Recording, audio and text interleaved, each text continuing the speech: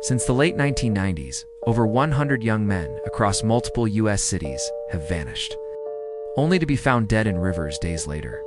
Police call it accidental drowning. But there's something darker connecting these cases, a recurring symbol near the bodies, a spray-painted face, smiling. This is the Smiley Face Killers theory, a real, disturbing, and unresolved mystery that might point to a hidden serial network operating in plain sight. The theory began with two retired NYPD detectives, Kevin Gannon and Anthony Duarte. After investigating the death of a college student in 1997, they noticed something off, not just in that case, but in dozens of others. Each involved a young, athletic, intelligent man. Each vanished while out with friends, often after drinking. Each was later found drowned in a river. Sometimes miles from where they were last seen. But here's what chilled them. In many of these locations, investigators found graffiti, a simple symbol, a smiley face.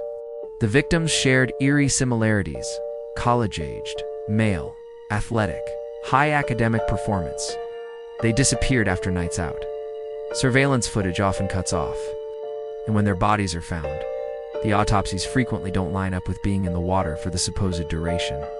In some cases, families claim their sons' faces were bruised, hands were tied, or organs were missing. But official reports downplayed or omitted these details. Gannon and Duarte found over a dozen cases where graffiti of a smiley face was discovered near where a victim was dumped or last seen. Sometimes simple, sometimes demonic-looking. Critics say graffiti is common, but defenders argue the consistency across states and the timing of its appearance makes it far more than coincidence.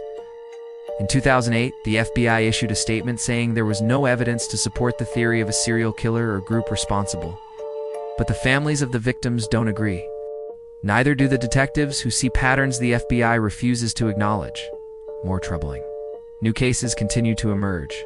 The graffiti hasn't stopped. In 2022, a man vanished in Chicago after texting his friend that someone was following him.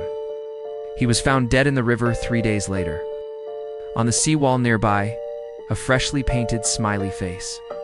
Local police ruled it accidental drowning. No further questions. If this is a real network or group operating across cities, targeting a specific type of victim, then it may be the most prolific active serial killing ring in modern U.S. history, and it's hiding behind a grin. This is the Smiley Face Killers mystery. Watch the walls.